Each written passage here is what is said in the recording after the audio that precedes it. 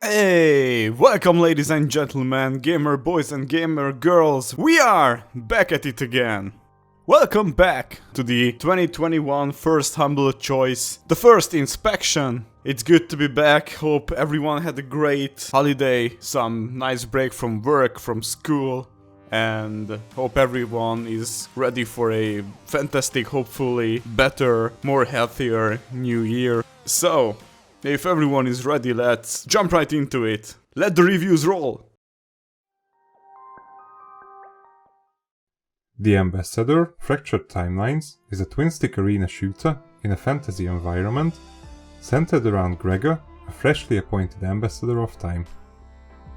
What this essentially boils down to is you'll be playing a Time Mage with a strange fascination with medieval weaponry, fighting various enemy types in pre-designed arenas, investigating the plot of an unknown attack on the land you live in. Graphics with regards to the quality of pixel art is definitely a forte of the game. The environment is detailed, sprites are cute, and it's easy to tell what's going on around you. As for sound and music, I'd call it fairly neutral. Background music isn't anything memorable, and sound work won't captivate you either, but neither do they detract from your experience. Gameplay is decent fun. There are 4 worlds to fight your way through, each containing a number of levels filled with mobs, and then ending with a boss fight. For the majority of the time, the game is moderately challenging, definitely not the hardest twin stick I've ever played, but it keeps you on your toes, with the obvious exception being a pair of levels in the Druid biome, where the number of random events, teleporting mobs, meteor strikes and random spawns, reaches a frustrating level.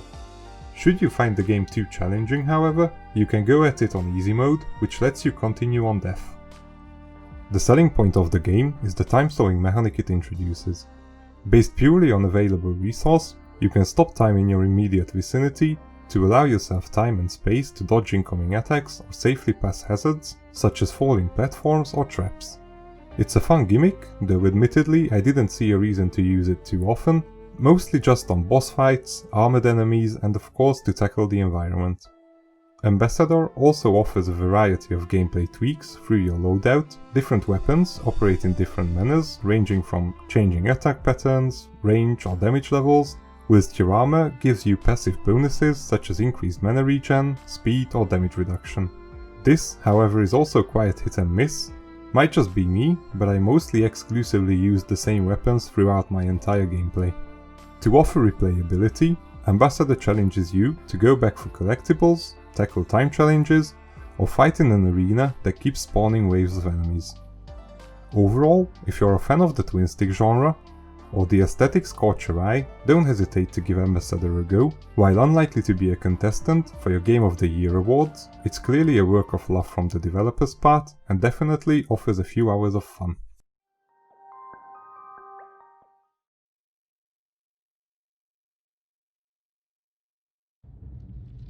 Pathologic 2. Let's start with the questions everyone's going to ask. Is Pathologic 2 a remake of Pathologic 1? Yes. Is it an actual sequel to 1? Yes. Do you need to play 1 to understand 2? No. Yes. So Pathologic 2 starts with you on a train when a fellow traveler greets you out of a coffin and wants trade secrets, which was creepy as hell. After that, the game grabs you and kicks your ass through several visions and metaphors. These are serving as the tutorial. And the system works. These were the most twisted and surreal borderline horror tutorials I have ever seen. You learn how to take care of your needs when people turn into creepy mimes. You trade your own rotten heart for a new one, as the game teaches you how to trade. You are fighting some nomad in a prehistoric arena, as you learn how to fight and how to manage your stamina. And these stages, visions, shift so often and so quick, when you actually jump into the game, you can't really tell. And you are not connected at all to the world, to the people. Hell, you don't even know who you are. And for me, that was the hook that pulled me in. The game barely tells you anything. You have to put the pieces together. You'll have to talk to people, be there at certain places and certain times to get the info, or you will miss it forever. Without any spoilers, you're playing as Artemi, a surgeon who travels home after a letter his dad sent. When you arrive, you are immediately attacked, You are hated by everyone, and you have to find out why. And why your father has called, and what are these mimes, who are these crow people, etc. The whole world is gloomy, overall desolate and forlorn, which gives a cosmic horror vibe to the game, and as the story progresses, and the mysterious plague starts to kill people, it gets even darker. You'll be trying to help these people, but as the developers intended this game to be hard, difficulty level is automatically set to the hardest level when you start the game, you will suffer a lot, and this suffering is intended. You are not a hero, you are just a medical personnel who tries his best. Dying in this game is okay, and it will happen to you, so get used to it. But every time you die, the world will change, and it gets harder and darker. I don't mind dying in games, as it gives the player a learning experience. However, when I die because of janky combat, that's an issue. In this game the enemies have no footstep sounds, so I got hit or shanked several times because I wasn't aware that somebody rushed behind me. When you got hit, you become dizzy for several seconds, and that renders you unable to act, which also feels a bit janky to me, and you can't really tell the range of your weapons or fists, and that's another problem of this game. However, the overall experience of this game was great, although I have shut my pants a couple of times, and this game is really out of my comfort zone. But I'm really glad I played it, and I will keep playing it, so it's a definite pick for me, and it should be for you as well.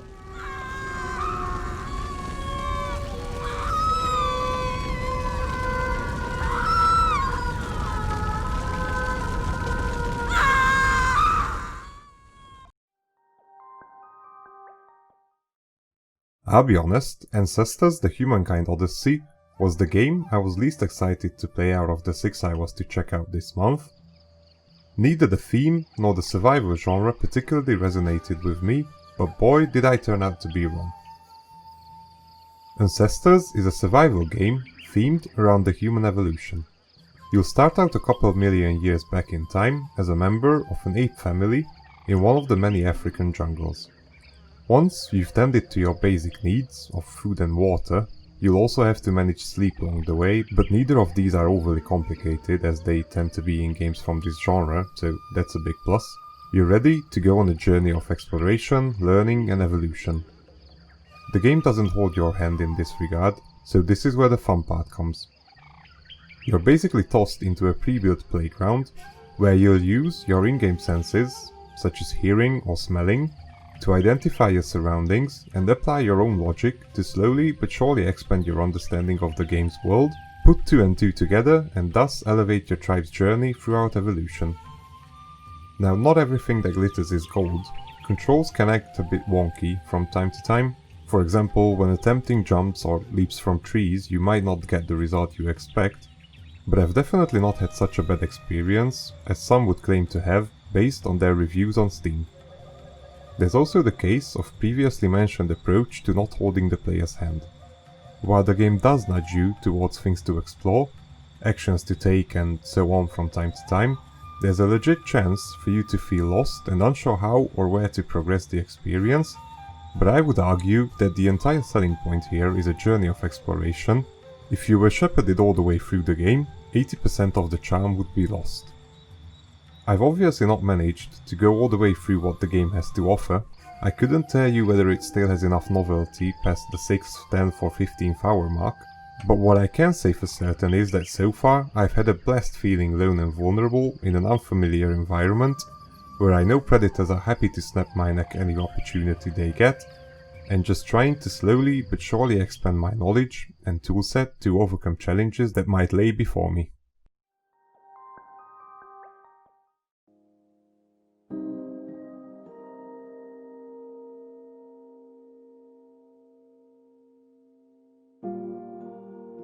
Minoria. I love Metroidvanias. The genre itself is one of my favorites. So when we split the games for testing, I was grabbing it so Victor wouldn't take it. Well, I wish he was, so I could get the hours back I spent testing this game. So, the story is about 2 nuns with questionable fashion choices when it comes to representing their holy church. So these 2 waifus, Sister Semilla and Sister Fran, are the main protagonists, who are trying to save their realm's princess from the witches. Yeah, well, the story is kind of bad, and after the second hour I just stopped reading and tried to concentrate on the combat part of the game, which turned out to be equally sad and stinky, like the story. The enemies have different stats, yet they look alike. So let's say you go into a fight with a monster you killed seconds ago, thinking it would be easy, and then it one-shots you. So you have to backtrack again and again and again. Bosses though are on the easier side. The dodging animation is the weirdest of all I have ever encountered. So, all in all, this game has great ideas. Leveling, different weapons, collectibles, different endings. It should be great, but the way the developers integrated these into the game is just outrageous. For example, when you gathered enough XP, you level up. Usually you see your stats, or you choose your stat you want to level up. In here, you don't know what is happening with your stats. You get stronger, maybe you get more health, but it didn't show anywhere. Also, different weapons are in the game, but they just don't feel different from each other, which is a very lackluster feeling. So I don't hate on this game because of its art style. Because I don't really care about the graphics, if the actual game is good, or if the story is good. Sadly, every aspect of this game is just meh. So I don't know, for someone who is into this universe, or likes the idea, maybe it's worth a try. But for me, it's an absolute no-no.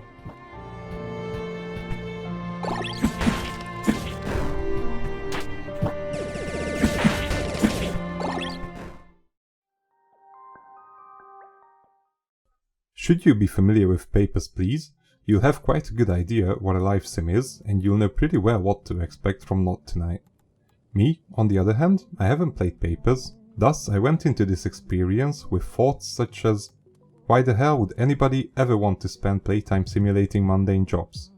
Or, how long will it possibly take for me to fall asleep face on my keyboard? Ooh, how wrong I was once again this month. You'll have the option to pick your character you'll play as, but essentially you'll always be someone the post-Brexit British refer to as a Euro. An outsider, someone to do their dirty work, someone to look down on. Nonetheless, you'll be aiming to stay afloat and earn the right to stay in the country via being a good citizen, having a job, a regular income, paying your bills, abiding the laws, and generally avoiding confrontation. Your job is none other than that of a bouncer. Thus core gameplay will revolve around you attending your various workplaces and spending the night at the entrance, checking whether next in line customer should be allowed in or not. You'll achieve this by taking a gander at their ID card, looking for fakes or underage people, their ticket, which can be incorrectly dated, their clothing, which might not be in line with the location's policy, or checking whether or not they know the VIP password, just to mention a few tasks, of which there's actually a lot. Beyond this, you're also expected to grant entry to a certain number of guests that actually meet the requirements each night, which results in just the right amount of difficulty, although I do feel it would make more sense to count the number of guests handled instead of the number of how many you let in, but that might just be me. I really like the solid pixel art graphics and the music as well, especially how it becomes just a little louder as the doors to the bar open when one enters behind you. That was a really smooth touch.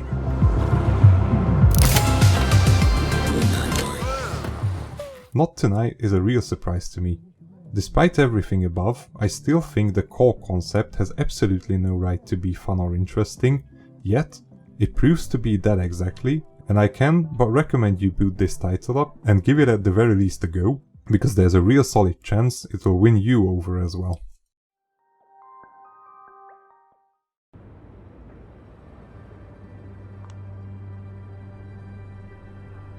Vampire the Masquerade, Shadows of New York.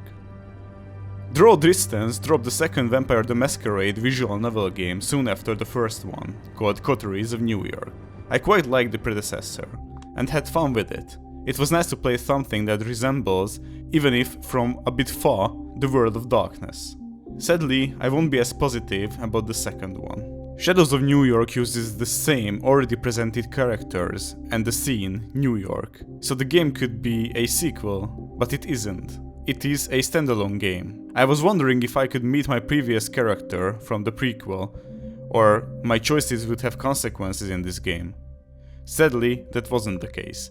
The only mention about my previous character and my character's sire was that we disappeared completely without a trace, so that steers on the keyboard for me and a great missed opportunity for the developers. Along with the lines of missed opportunities, the main character Julia is more or less set in stone. You can't really change her. The choices you are presented are quite meaningless, and you can finish the game in less than 10 hours if you want to aim for the 100% completion of the achievements. The Vampire the Masquerade feeling is only retained by the scenery and the music. The pictures are nicely drawn but barely animated. The writing is okay, not great, not bad. As previously mentioned, some of the characters will be back for this game, but somehow I didn't really feel the same way when I was around them or interacted with them. All things considered, this game is a typical case of okay-ish craftsmanship. The lovers of the Vampire the Masquerade universe will likely to have fun with this one, despite the mentioned points. Otherwise, I wouldn't suggest picking it.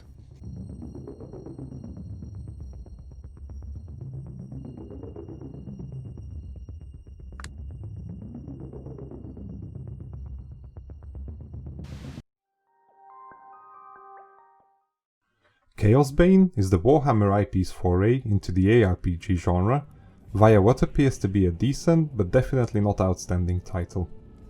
If you're even remotely familiar with titles such as Diablo, Path of Exile, Torchlight and so on, you'll know what to expect from Chaosbane as well.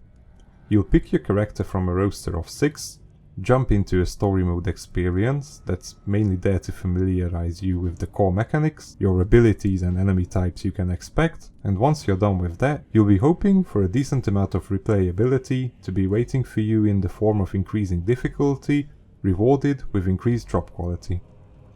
Full disclosure, in the 5 hours I spent playing Chaosbane, I have not reached this endgame state, thus I won't be commenting on that, but as a side note, from what I've read about it online, it doesn't seem too promising.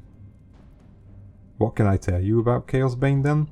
Well, I can tell you it definitely looks fancy. The environment, the spells and effects, they all look crisp enough for you to want to go on adventures in this world. On the other hand, the story so far incentivizes much less, with its stock standard, oh shit we've been attacked, you have to investigate, we can't go because fake reasons, it's all on you, finally progress, oh no, lies and deception, scheme, but hope dies last, maybe they'll manage to actually turn it around and make it a worthy part of the rich Warhammer universe. I can also tell you the gameplay experience is a mixed bag. On one hand, it feels really nice and raw to take your Slayer into the thick of things, gutting Beastmen and other followers of Nurgle left, right and center, it really does, but on the other hand, you'll be looking at weird AI movement, a seemingly glitchy hit/click registration system. I've run into this issue 1,000,001 times over and over again, where I'd be clicking a generic move action somewhere neutral away from all my enemies, but my character would just charge into them like I was actually clicking an attack on them, and just generally uninspired gameplay. There are a few things that Chaosbane does bad. Specifically, it so far narrows down to the previously mentioned AI pathing, the click reg issues, maybe add on to that how ridiculously dull normal difficulty is, but the main issue here is rather how it absolutely doesn't provide anything outstanding. And if you're gonna attend a ball, where the crown is proudly held by a beast such as Path of Exile, just walking in and sitting in a corner all night all grey and dull as you're an average Skaven just won't take you anywhere.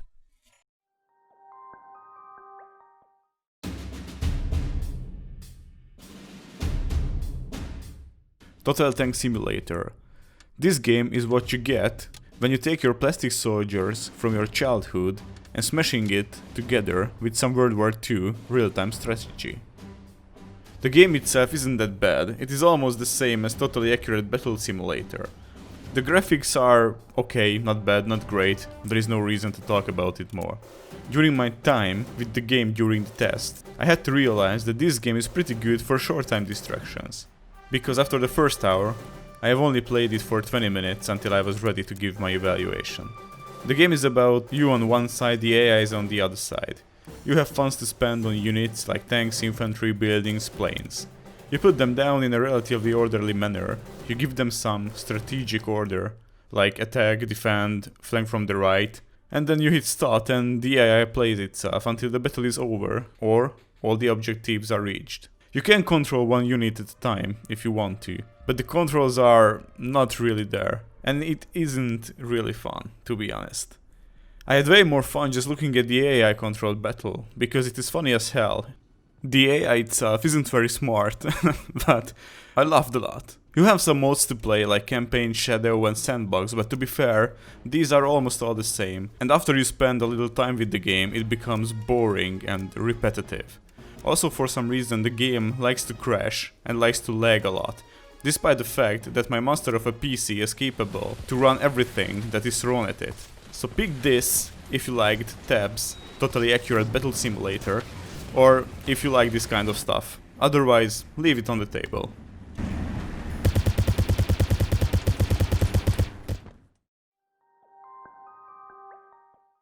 Deleveled is a 2D puzzle platformer focused around physics and symmetry.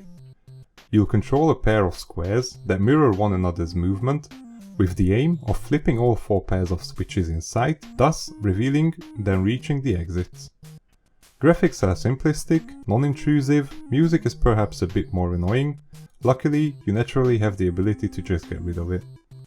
Gameplay-wise, Deleveled offers 10 consistently more and more challenging game worlds, each containing 10 separate levels, plus 1 for completing all prior ones without using any restart, and there's also a hidden level that you can unlock by finding a specific switch combo hidden in one of the previous levels. Further to the above, the selling point of the game is its specific approach to momentum. Jumping as a concept is completely disregarded. Instead, you'll have to maximize your use of impact-related force transfer and gravity, which goes in 2 ways here. Your upper square is pulled down as usual, while the lower one is drawn up, and should they meet, they'll transfer their momentum to one another. Well, at least as long as there's a platform between the two. Direct contact, as we all know, is a big no-no nowadays. There's really not much more to say about Deleveled. It offers exactly what you see on the cover. Personally, I'm not ashamed to admit I'm already having a hard time beating World 3, but if you want to enjoy the genre, or just feel like a brain teaser is what you're looking for, don't hold back on this one.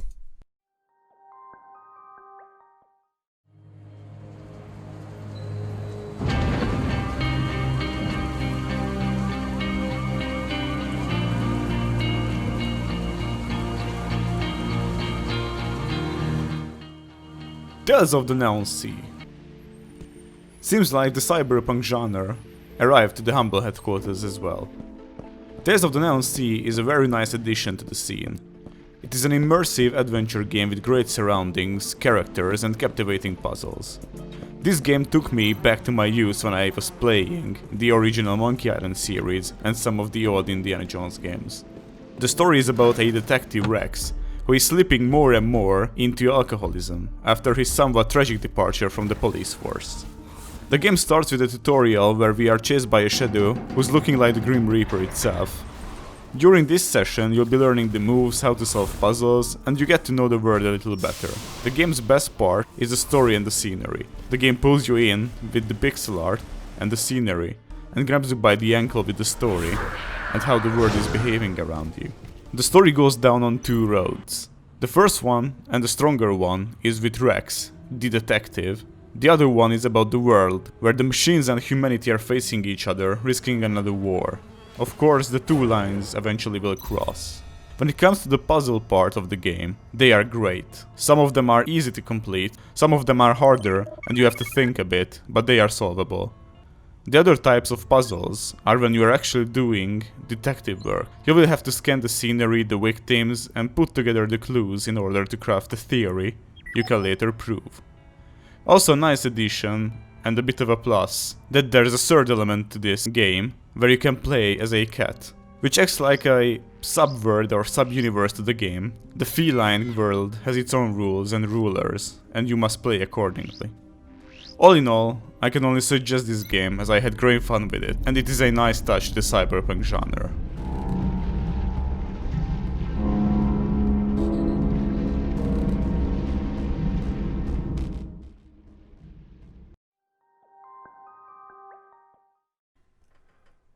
Song of Horror is a horror adventure game, which if I wanted to compare to something, I'd say it mostly brings back Silent Hill-esque vibes.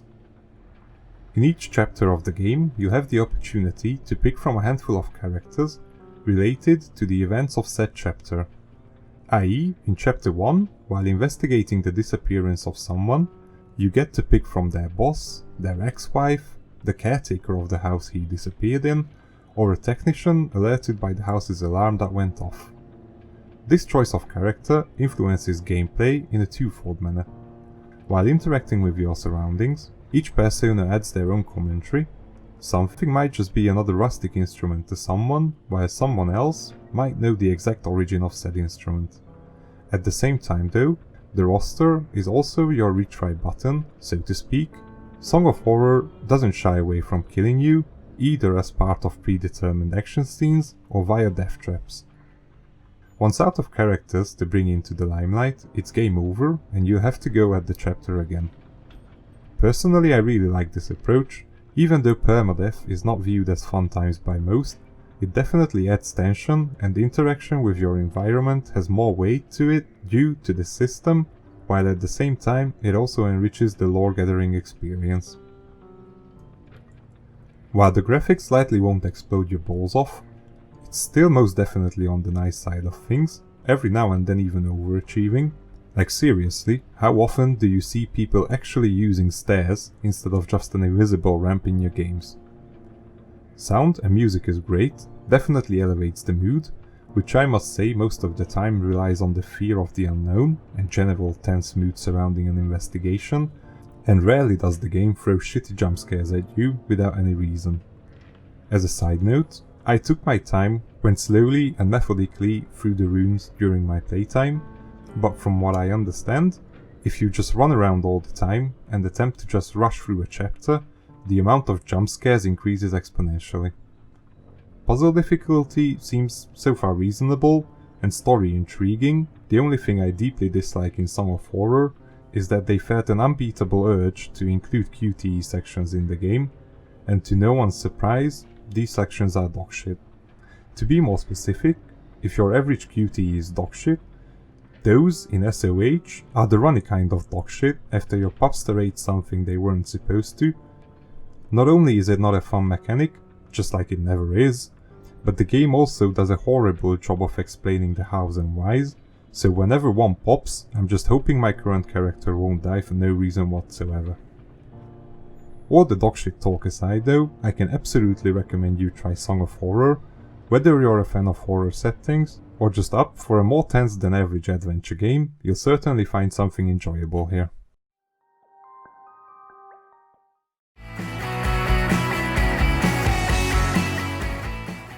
PC Building Simulator. PC Building Simulator is one of the better entries in the genre, with nice touches of authenticity and attention to detail.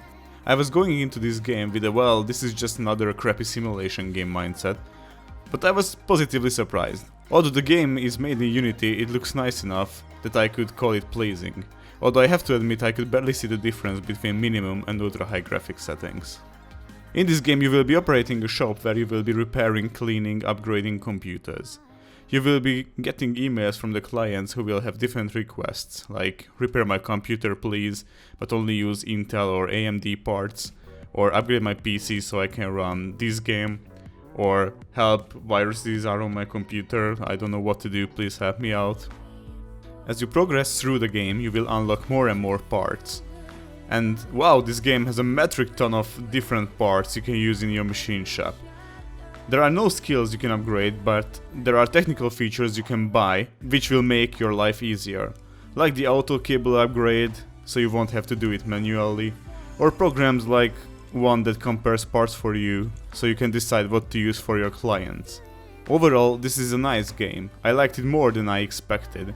Maybe because this is what is close to me in real life as well. And I have spent more time with it than usual, so that's quite a good sign. Pick this game if you're into simulations, or you like the idea of building PCs. If this isn't your cup of tea, then you can give it a pass.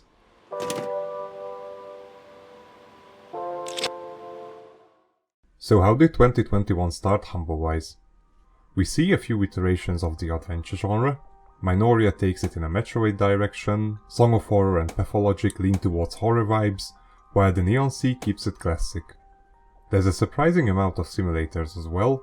Whether you're interested in PC building, tank battles or being a bouncer, you'll find something to tickle your pickle.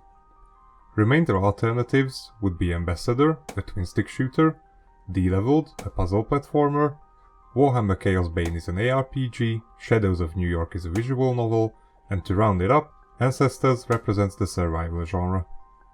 Quality-wise, we found the ones that came out on top were Ancestors, Not Tonight, Pathologic 2, Song of Horror and Tales of the Neon Sea, while only Tank Sim and Minoria fell short, leaving all other contestants in the midfield, summing to a total of 27 out of 36 points, resulting in a month of surprise.